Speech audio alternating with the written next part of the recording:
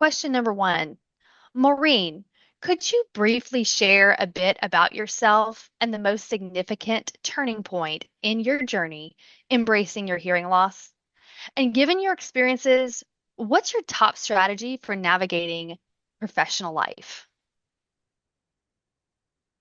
Well, first of all, my name's Maureen, and I grew up in a family with hearing loss where I learned to adapt and help my relatives. I also experienced my own hearing loss and know what it's like to interact in personal and work-related activities as her hearing worsens.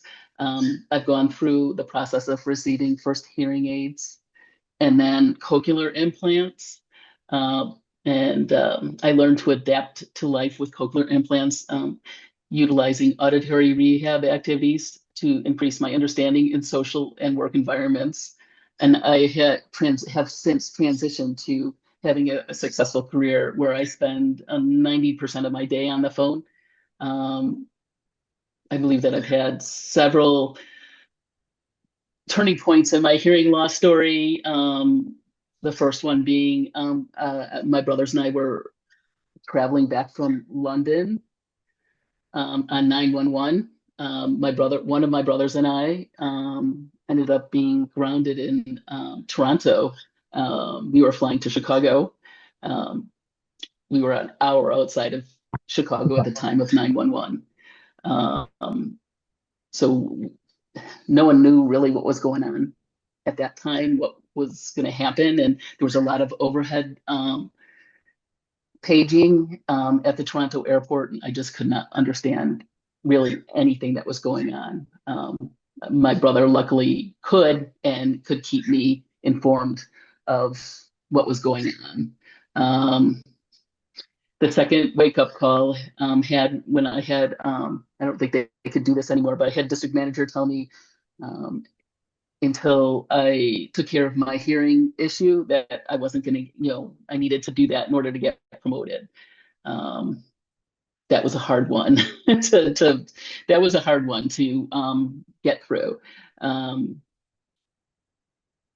the third turning point was after I got my first cochlear implants and realizing that how loud the world was. When you lose your hearing gradually over time, you don't realize what you're losing. So, even, like I always tell the story, even, flushing the toilet, washing my hands after I got my first, after my activation day, was eye-opening. It was like a bomb went off in Niagara Falls when I was washing my hands. So that was very, interesting turning point, getting that. And then the last significant turning point really in my hearing loss journey was during COVID.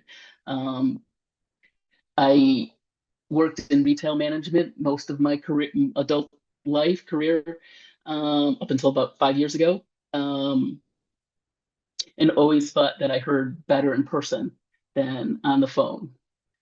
Then all of a sudden, people were wearing masks, and I couldn't understand the person in front of me. That was hard one. That was a hard one. We tried to come up with things to do that helped me, and there wasn't really a lot available for me at that time. Um, so it was hard to, I couldn't do my job well when I couldn't hear the customers in front of me. I think the most important thing somebody can do with hearing loss or even any other disability is know when to advocate for themselves. I think that's very important. Only you know what you need. Um, and it's not always an easy road. There's a lot of questions, a lot of forms to fill out, but you have to persevere through them. And you have to make sure that you get what you need to do your job. Um, Thank you for sharing. We're looking forward to your upcoming book, My Voice Beyond Hearing Loss. Tell us more about it. What's one core message you hope readers can gain from it? How can interested readers get a hold of your book? There's a lot of great information there, but I'll share just one thing that I think is important that if you're coming from a background, especially with your disability, where you feel like you've been unseen or unheard, um, I give a lot of examples and strategies for how you can get over that and find your confidence, freedom, and inner peace with that.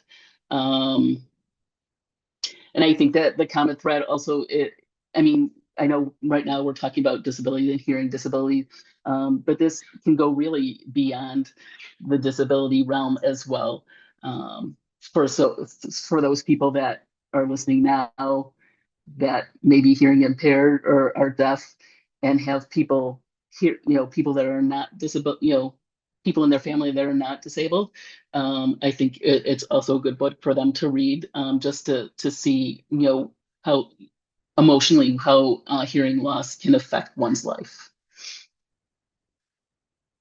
Um, and finding your tribe is a really also another important thing. So to find people that will listen to you and know how to talk to you, communicate with you, with or without your ears. And for me, I call my cochlear implants my ears. And what's your personal motto or philosophy for life? Um, the one thing as I was writing this book, I came up with a quote for myself that I kind of end my book on. Before I have a resource list also in there. I wrote, I used to use my hearing loss as a reason to hide and be small. That's no longer the case. Now I use it as a beacon to help others.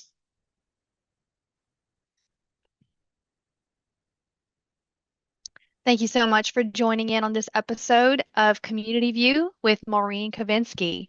We look forward to her book launch. June 25th.